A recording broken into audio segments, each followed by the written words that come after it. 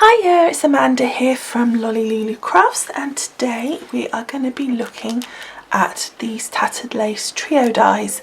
We're going to take each flower and show step by step how we make it up. Now, your tattered lace trio dies are what they say they are. There are 3 steps to them. So you've got your die for your die cutting, then you've got your embossing folder, and then you've got your stamps. So the combination of all 3 make a really nice flower, but obviously you do not have to do all 3 steps at any given time.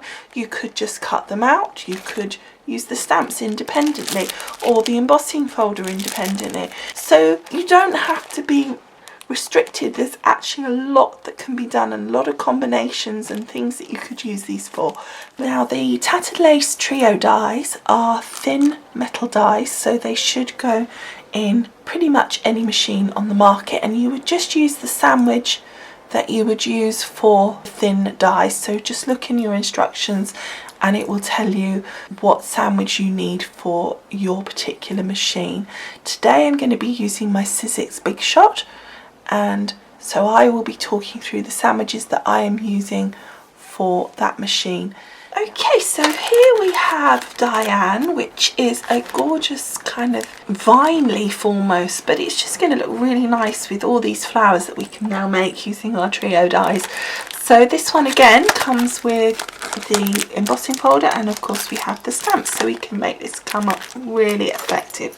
So we're going to start off with my magnetic plate, then my acrylic mat, then my piece of paper, and then we're going to put the little dies down.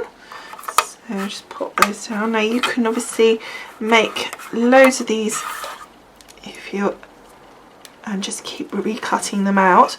And what I would do is, if you're going to make quite a few, I would cut them all out, because the embossing folder you can put at least 6 to 10 layers if it's paper in there, so, and they will emboss fine. So it's worth cutting out plenty and then embossing, rather than cutting, embossing, cutting, embossing. And just pop it through the machine.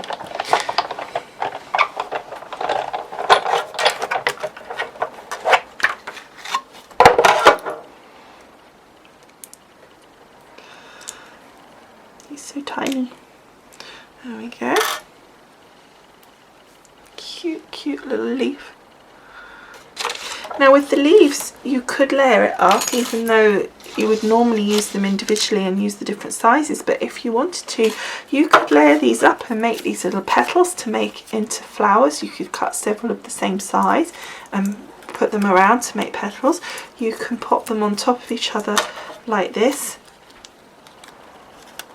and create like a little bundle of leaves, just to give dimension, sort of layering them like that. But for today I'm actually going to use them as individual leaves, because I think that's kind of how we would normally make use of them. So the next step we need to do is the embossing. So for the embossing in the Sizzix, we need to go to our multi-purpose platform, turn back the first tab and go to tab 1, pop it through into the machine, put our acrylic plate on, and then we need to get our die cuts.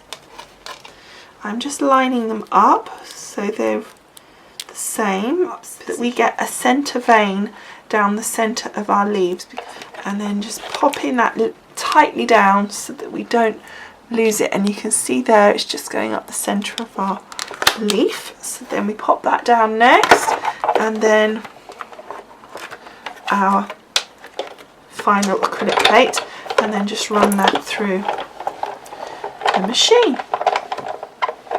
So then take off the lid and grab hold of die cuts.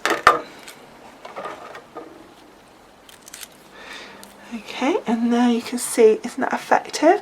And if I turn it over, you can see the deboss side, because I've got it on a sort of plainer green on the other side, and that looks really effective too. So that's, I think that looks really nice.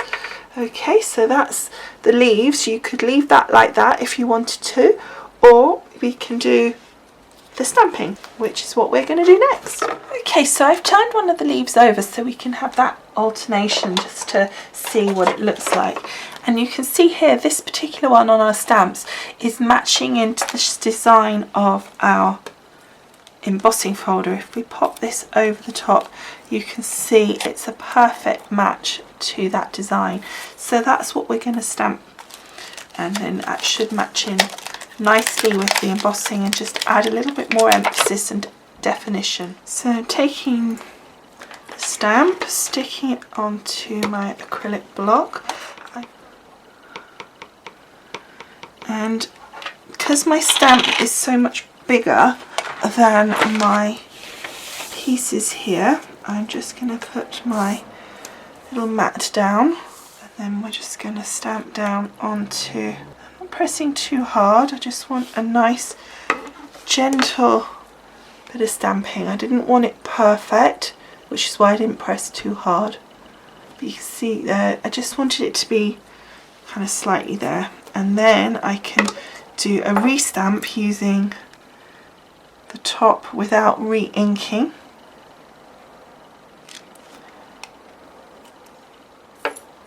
And the same again on this piece. Now you don't have to do this at all if you don't want to.